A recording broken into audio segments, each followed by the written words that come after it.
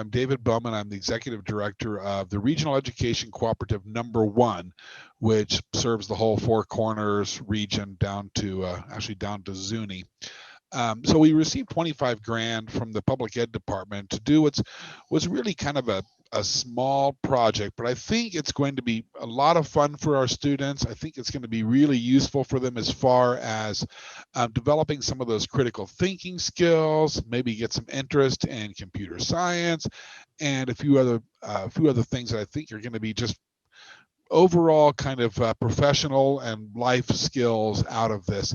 So I'm very excited about this, and I'm very excited about you all stepping up to be club sponsors for these after school coding clubs. So what I'm going to do is I'm going to share my screen. I want to give you all sort of an overview of what it looks like and some of the tools. We officially get started with these clubs and the associated professional development in January, but I wanted to spend a little bit of time now because this is the period where we should be recruiting students into these clubs. So I appreciate you all being here. And if you'll give me just a second, I'm going to pop over to just an overview that I've created. Now, you should be seeing a slide that says computer science for middle school. Is anybody not able to see that?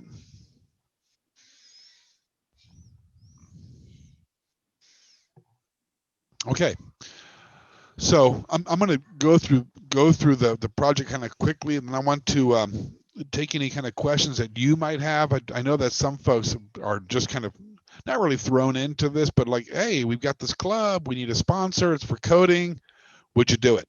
And maybe without a whole lot of information about what you're getting into. So I wanted to give you that kind of information. So it is called, the actual project is CS4MS, Computer Science for Middle School. And it has three purposes. Of course, we want to generate interest in computer science. We know that is becoming an increasingly important career area within our region, but that a lot of skills don't necessarily, they don't know much about it. They don't know what they might be able to do with it. So hopefully generate some interest. But along with that is helping them to understand the whole process of coding. And I'm going to talk about coding in just a moment. It's something that I've been doing for a long time. Actually, my very first of four undergraduate experiences was in computer science, and a lot of it was because I actually really like coding. I don't know what that says about me, but it's something that I actually do quite a bit of. So this is also to help them understanding how do you do coding? How do you create programs? What's the process there? But also a central component of this has to do with you all, which is increasing your ability to teach coding. So there's two parts of that. One part of that is helping you develop your own coding skills if necessary, but also then how do you help students to learn those skills? So those are the three things that we're trying to accomplish with this particular project. And it has along with that, it has two major components. The first component is the professional development piece, and I'll talk more about that in just a few moments here. But then the second part, which is relative to the kids, is to set up these after school coding clubs, these computer science coding clubs, and you all will be the sponsors of those clubs. So, but I wanted to take just a moment and talk about what are we actually trying to teach kids when we're teaching them to code. And based on my experience, I think coding really is a combination of three things. First, helping kids to think logically. What are the order of the steps? What steps are necessary? How do you go from an idea to a finished product? How do you assemble it together to get what you want? So learning those critical thinking skills, that logical thinking, is essential to coding. The second piece is the action. Soon is how, is he back? Am I back? You're back. Okay, good. Oh my goodness. Oh, and apparently I'm still recording, so hurrah. That's okay. We just talked for a second. No, right. I'm not even going to ask. Continue recording. Yes. And let's meeting audio may not be. No. Okay. Alrighty. So where were we? Let me go We back to. lost you when you started talking on that 3 slide, and it was about what coding really is. Okay. We should be seeing it again. Is that right? Hurrah! Thank you. All right. So after the did I talk about the logical thinking? Did you hear that, or it's already cut? Okay, I did. So then the language processing, that's the actual coding language, whether it's PHP or VBA or C++, but it's basically how do you take the components of a particular language and assemble them together. Okay. The nice thing about this project is we're not going to be requiring anybody to do CSS or PHP or VBA or any of those things. We're going to be using a platform called Scratch where they can simply assemble graphical elements that represent the code, and they don't actually have to learn the coding language itself, which is lovely. They'll get a chance to do that at some other point. Maybe if they progress further into their computer science. We're having a baby moment, so it's the working at home is lovely. Um, with babies. So then the third thing that we're teaching them is how do you think about your end user?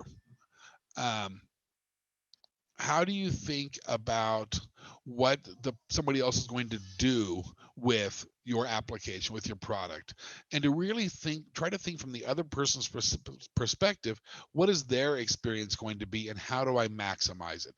So I think these are, especially the logical thinking and the audience awareness, are those types of skills that are absolutely essential in any career field. Um, they're just That's just how we get things done in the world. And then we add the piece of the language processing. So that's what's going to be involved, and really that's what we're helping kids to learn. So we're going to be using two systems that work in tandem. Is anybody here familiar with CS First or with Scratch? Has anybody ever used either one of those? Bert's shaking his head. A few folks. Um, so let me ask you, Bert, which one of these, CS First, or if you've done CS First, you've done Scratch. What's your experience? With Scratch, I use Scratch in my computers class. So Okay, good. Anybody else used Scratch, for example? Our students do have access to Scratch on self-service, and so a lot of our students utilize it at different levels, but a lot of them have been exploring and already using it. Okay, all righty, good. Is so of you all, is there anybody here who has never used Scratch? Like it's brand new to you?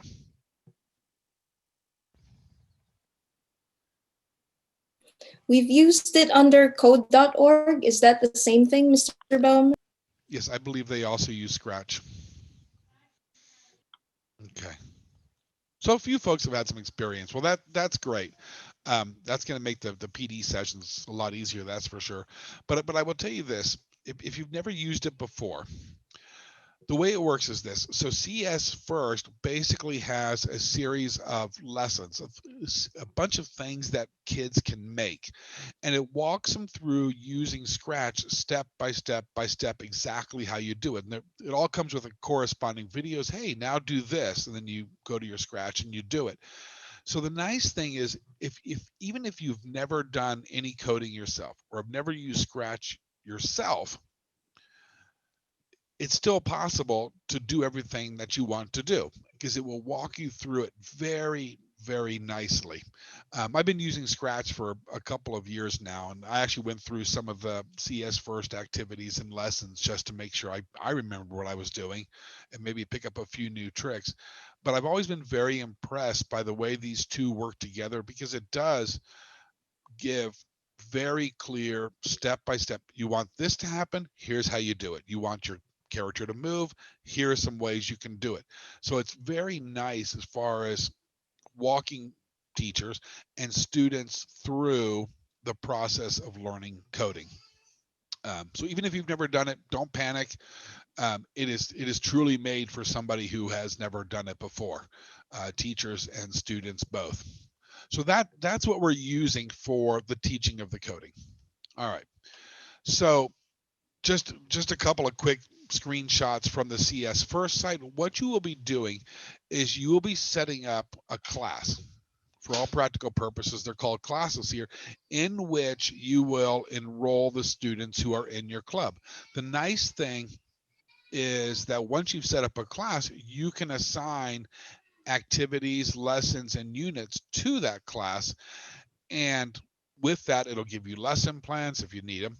It'll give you all the instructional videos. It will give you resources. It'll give you downloadables and everything that will help to teach what's in that particular lesson. And it even has something on there called a curriculum finder. You say, hey, I've got kids who are interested in art or in fashion or in sports, and it'll give you lessons that correspond to those areas of interest. And it'll say, well, do you want it to be a long lesson? Do you want it to be a short lesson? And so forth. And it will do that. The neat thing is that because this is an after school club, we're not really limited to a particular curriculum or a particular sequence of things to learn. We can really ask the students, what are you interested in? And then we can help them find those lessons that correspond to their interests and help them to develop their Scratch applications based on that. It's really nicely done that way. So one of the things that you'll be doing at the very first PD session, if you don't already have it, is you'll be creating your teacher account. You'll be creating your class and then enrolling the students into that class. You will also need to have a Scratch account, and both of these are free, of course. We'll do that also when we meet together officially for our first PD day in January. We'll get the kids in, we'll choose activities, and we'll actually walk through some of them and try some of them out. So that's CS First. Then with Scratch, that's where we're actually building applications. We're actually going to be using the Scratch tools to build projects, build programs, and do our programming.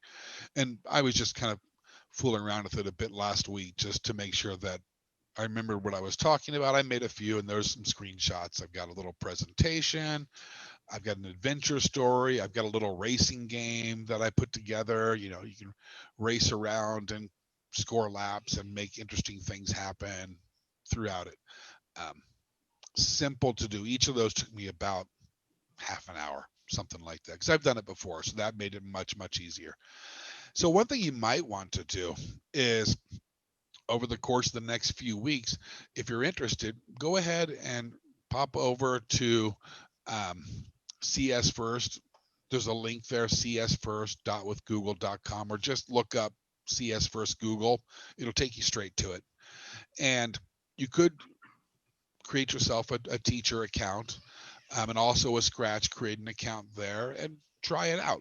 If you don't feel like you want to do that, not a problem, because we're going to spend a bit of time when we first meet officially in January doing those exact things. But if you're like me, I'm no good at vacations, and after about day 2, I've got to make something. So that's what I would be doing. So overall, what does the structure of the project look like? So we've got 5 schools, 4 in Farmington and 1 in Zuni. Thank you, April, who are participating in this. We actually have capacity for 150 students overall. Now, not per school, but overall. There really isn't an expectation about how many students would participate per school. I'd like to see at least 5, and I'd be happy if you could do it if we've got 20 or 30. That wouldn't be any problem at all. It really is a matter of your capacity. And fortunately, most schools, not every school, but most schools have 2 sponsors for the club. So think about your numbers. Think about your numbers. Certainly there. Then the expectation is that beginning mid-January, that those clubs would meet twice a week after school. How long they meet, it's really up to you, and what your district policies are around after school clubs and so forth. I think we should count on it at a minimum a half an hour, um, at an absolute minimum for those clubs to meet. Otherwise, there's just not enough time to really do anything. Then walking through it. So the project is only one semester. However, both districts, Zuni and Farmington, have said if seems like kids are interested in doing this, that the districts will then support it going forward. So really what we're doing is we're just getting them started. This is kind of like a pilot, and if kids are interested, it all goes well, the districts will take it on as a much longer term project, which is lovely. um, PD sessions. I'm actually going to do the PD myself, which brings all of our costs down, fortunately. We'll meet together 3 times in January, and that's really all of the class and the club structure. And we're going to walk through some of the designs and some of the coding. But then we'll meet one time all together in March, because at the end of the project, what we would like kids to do is to show off their projects. So they're learning the coding, they're learning Scratch, they're building things. But during that time period when they're learning all of their skills, they also need to start thinking about, what is my final project going to be? Where they would use all the skills and the techniques and the things that they have learned throughout to create something of their own. Now, given that most students are working remotely, this may or may not work, but the intention is that kids would be able to work together in a small group, 2 or 3 kids together, design a project. What do you want to present for your final project of this? Because in at the end of May, we're actually going to hold a capstone event, whether virtual, preferably in person, but probably virtual at this point, where we can invite people in to check each other's programs out, rate them, and then we'll see how kids did. Basically, give them a chance to show off, to design something unique, to be as creative as they possibly can, to absolutely go nuts with everything they've learned, and then show off their final projects. Those capstone events really should be worked on collaboratively to the extent possible, even if we're doing it in an online environment. That's the goal. And that's part of, I mean, that's how we do coding, and that's how we do programming. We work on them with other people, and we brainstorm, and we think about design, and we bring together skills and ideas, and then we come up with something that's absolutely amazing. All right, so funding for this. So as a club sponsor, you're going to be receiving $1,500 for the sponsorship. For the 4 professional development days, it'll be $125 a day, and we're probably looking at about 6 full hours with like an hour off for lunch. So it's a full day. If we're able to meet in person, and it doesn't look like it, but if we are, April, our one from Zuni, will actually be able to get some mileage reimbursement for that. I built that into the budget if we get to meet in person. We also have some funding for supplies for each school site, and it comes out to $300 per school site. One of the things that CS First has, and also on the Scratch site, which is pretty neat, is they've got cards and resources and materials that say, basically, to make your character move, and then here's a card that shows you the steps. Um, if you need things printed out, if you need supplies for organization and so forth, we actually have some funding to do that. Now, here's the hitch, and there's always a hitch, right? The hitch is anything that you wish to purchase for supplies needs to come to my desk first, just so I can certify that it's a legitimate and reimbursable expense. Okay, so don't go out and buy a lot of stuff or print a lot of stuff. Run it by me first, and you all have my email address, just so I can give it the thumbs up. Okay, so that's the funding piece. How does the funding actually work? Well, way it's going to work is the districts are actually going to pick up all of the costs, and then the REC is going to reimburse them. It just got really messy trying to figure out how do we pay people stipends and all of that kind of stuff. So what will happen is the district will pay you as a part of their regular processes for your stipends and so forth, and then we reimburse them. What that means is that if any kinds of stipends are subject to withholdings, then these will also. Let's see. This is really just for April. If we end up traveling, you'll just need to use the district's mileage reimbursement form. They'll send it off to us and we reimburse it. Then, because if we're meeting virtually, we do still need signatures certifying your participation, like a sign-in sheet, right? So even if we meet in person, it's not a problem. I'll just have you sign a piece of paper. If we meet virtually, I'm going to send you a little form. I certify that I was here on this and that date, and I did these things. I'll send it to you. You sign it. You'll give it to your district folks, and then they will submit it with the reimbursement request. Simple, simple. But here's the big one. Here's the big one. In order for the REC to get reimbursed for costs from the state, because the state pays us, then we pay the district, we actually have to have a pretty robust log of the various sessions, when they were, how long they were, who was there, and what did you do. It seems a little bit onerous, but that's what the state is requiring of us to get reimbursed for the funds that eventually go to you. So I built something that I would like to show you. So let me switch sharing. All right, if it looks like I'm looking all over my house, it's because I've got a big screen. New share, activity log sample. All right, so I'm going to provide you all copies of this. Basically, I built a spreadsheet with a lot of macros in it.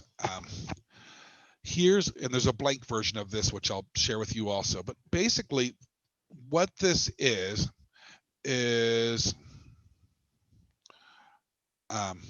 an activity log form. Let me just blow that up a little bit. And in this, you will be able to automatically record what happened during the sessions. And there's a couple things that you'll need to do. When you get your copy of this, and I'll show you where to download it, and I'll also send it to you, make sure that you enable macros. You'll need to enable macros because everything's going to run on macros. The sheets are actually locked down and protected, but instead you'll be using a series of buttons that I've programmed. All right, so let me show you for example. So let's say we want to add a student. We'll click the add button. What's the student's first name? David. Okay, what's the student's last name? Bowman. Do you want to add another student? No, we're good for now. And what it will do then, as you'll see, is it puts the students across a line on our activity log form.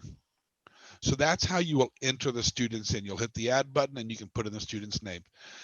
To set up for your site, you'll click the setup button and it will say, all right, what do you want for the name of the district? What do you want for the name of the school and the sponsors' names? I'll give you a chance. It'll say what month is this the log for, and do you want to add students, yes or no? And if you say yes, it will instruct you to add students. So that's the very first button you'll hit, is the setup button where you put in your site specific information. Then you can add additional students with add. But finally, once you've got your students in here and you've conducted a session with the kids, you're going to say record info. You're going to record the information about the session. Before you enter any details, do you have any additional students to enter? Let's say no in this case. All right, what was the meeting date? And it'll always default to that day. So we'll say 12/9. What happened during the meeting? Worked on animating characters. All right, then it'll say, did Frank Sinatra attend? Yes. How about Simon Cowell? Yes. How about Angelina Jolie? No, darn it.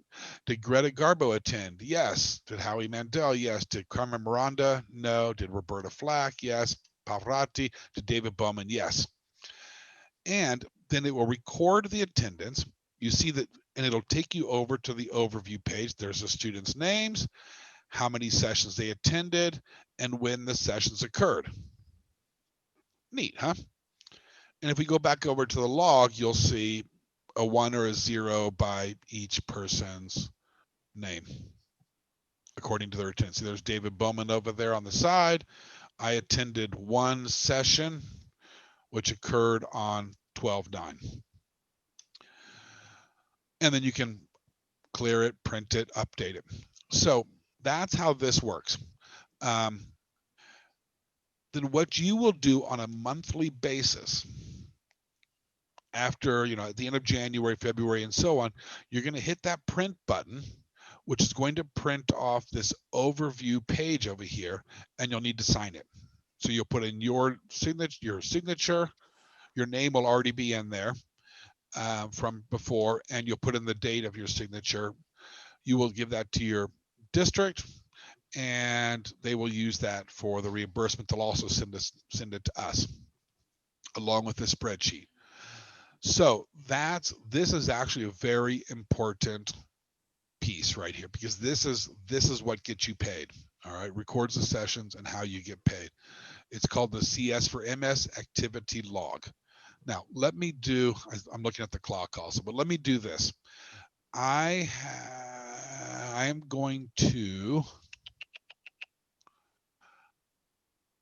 I know that when I've sent stuff to Farmington before with macros in it, they got stripped out of the emails. So I've got two ways to get it to you. Let me see. Stop share chat. Let me drop into the chat box the two files so you can just download them straight from here. All right, let's see. CS4MS sponsors. No, not there. Activity logs. So let me put in the sample.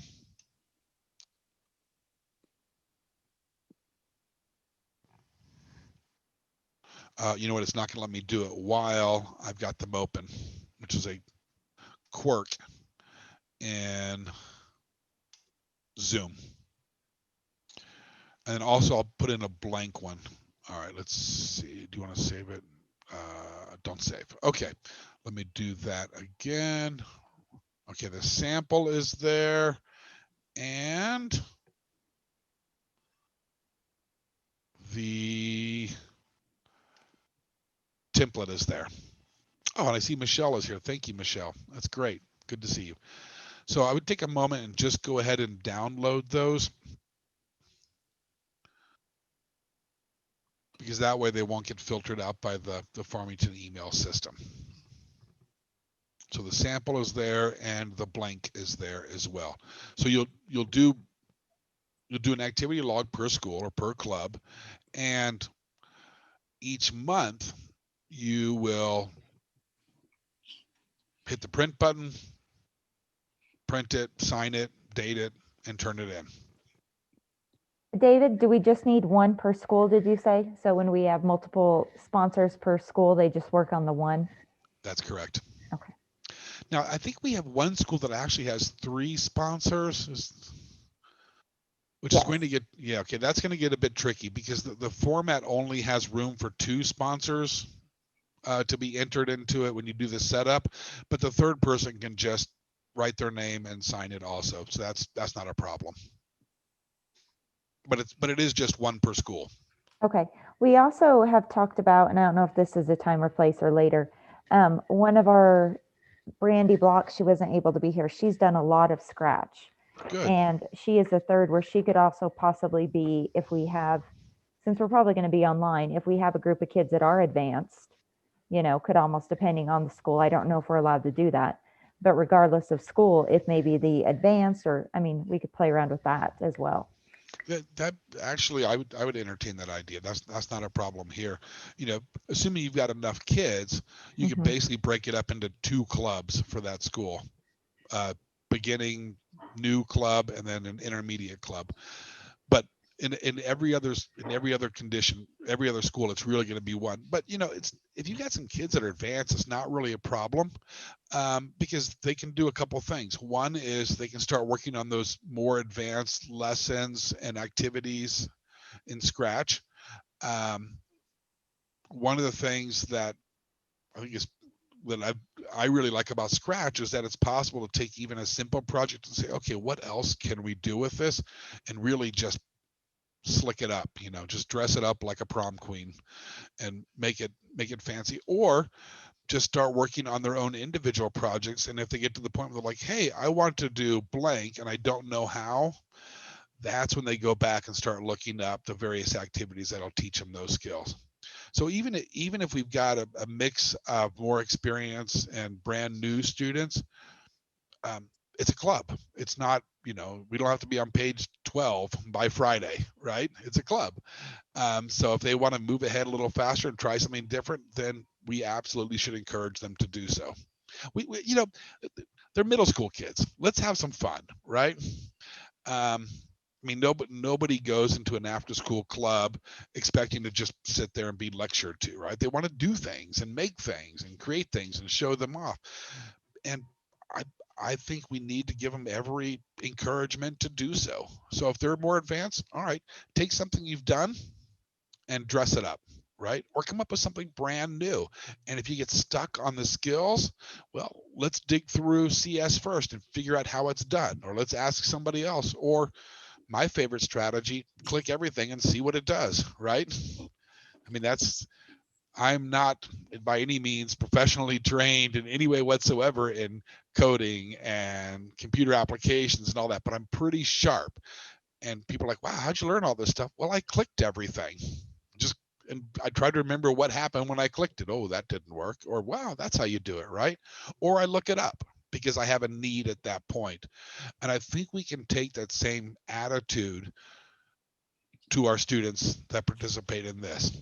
But I mean, ultimately, I want them to have fun and to learn some new things and show off and try each other's projects out and laugh and have a good time, because along the way, they're going to learn audience awareness, they're going to learn coding skills, and they're going to learn logical thinking, which is what we're trying to accomplish here. So I think I see the time. So I think anything else that I've got to. Oh, let me do one very quick last thing, and then if there's any other questions, anything that we need, let's see. Pause, stop recording. Share. Let me just pop back over to my slides. Let's see. So we did that. What we're predicting for the training dates, probably starting on the first one will be the 9th, then we'll have the 16th and the 23rd. Those are all Saturdays. If for some reason funding doesn't yet come from the PED, because they've got to approve our budget, we've submitted it, it should be in a couple weeks approved, but it's the PED, so we're always a little leery.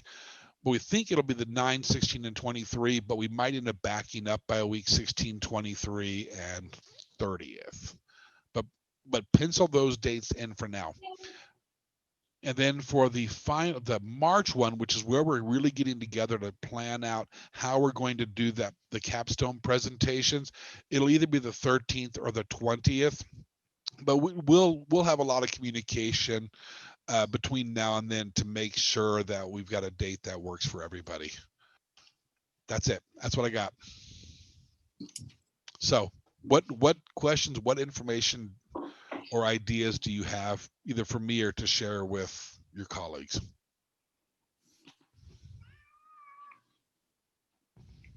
Oh, and one last thing. If you could, I'm going to ask you, send me your Google account email if it's different from your school email, because I put together, I have a shared folder that I will share with you. It's got copies of the activity logs, it's got this presentation, it has a copy of the student flyer, and as I get additional things, I will drop them in here. You are also welcome to put whatever you want to into this folder. So if your Google account address is different than your school email address, make sure you let me know so I can invite you correctly to this folder. All right. A club in Zuni before. I'd like to know if anyone had a coding club or any computer science club before. I think this is first for us at the middle school level too. Hi, David. We were just talking about when we would actually start the club and looking at that flyer that's in there about and making sure we send it out, and that's what we were discussing. Okay, and I apologize for that. I'm down in Santa Rosa right now, and the internet is going in and out for the last couple of days, and always at the absolutely worst possible time, like right now. And I hope that me bumping out and bumping back in doesn't screw up the recording, but we'll see. So what we're looking at really is probably to actually start getting kids in right after that first training session on the 9th, because that's when you're actually setting up the classes and getting kids enrolled and stuff like that. So I think that's probably the most practical time to start. So that'd be the 11th. Can we accept late students if they sign up late? Sure. I mean, there's no funding that's associated with the students. It's around the sponsors and so forth. The only thing I would think of is, after say March, I don't know if I would accept anybody after March, just because we do want everybody to be able to complete a capstone project. And if they're brand new with Scratch at that point, it may be a bit of a struggle. But I don't really have any hard and fast rule. If you've got a kid that's like, I just heard about it or whatever, or my situation has changed and I can now participate and I'm really interested, I would say yes, right? What else?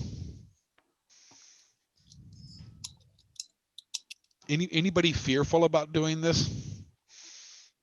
It's needed. It is way overdue. Yeah. I think that's probably exactly right. You have some great people. They volunteered just after an email they didn't even know what they were totally signing up for. So all these people are rock stars. I think my email was vague and they said yes. So like, sweet. I think for us, it's just a matter of getting that flyer and then us just making sure that they start sending it all out their individual schools. We can do something throughout the whole district, ask Renee to put it on the website and stuff like that. But I think just a matter of them getting it sent out. And yeah. Does everybody has a copy of the flyer though, right? no. Well, No.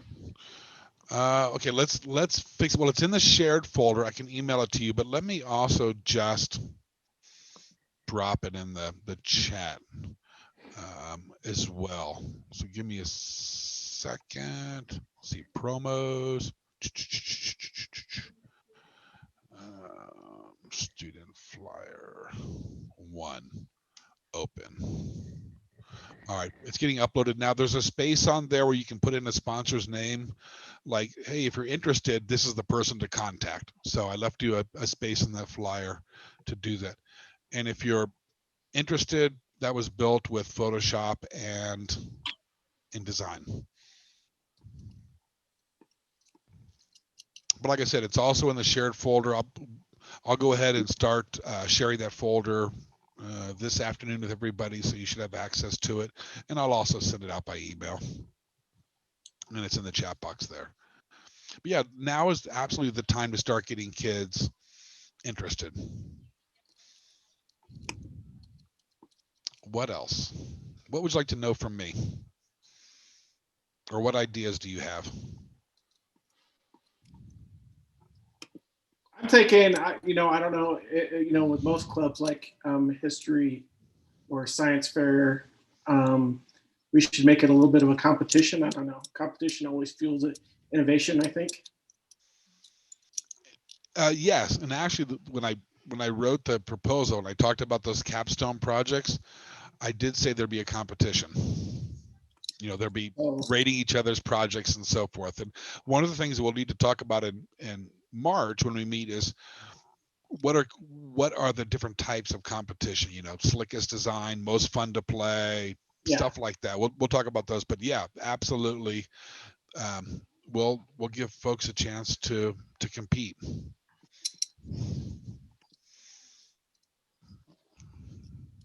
Anything else? Okay, well, everybody's got my email, and if you've got my email, then you also have my phone number. That's my cell phone.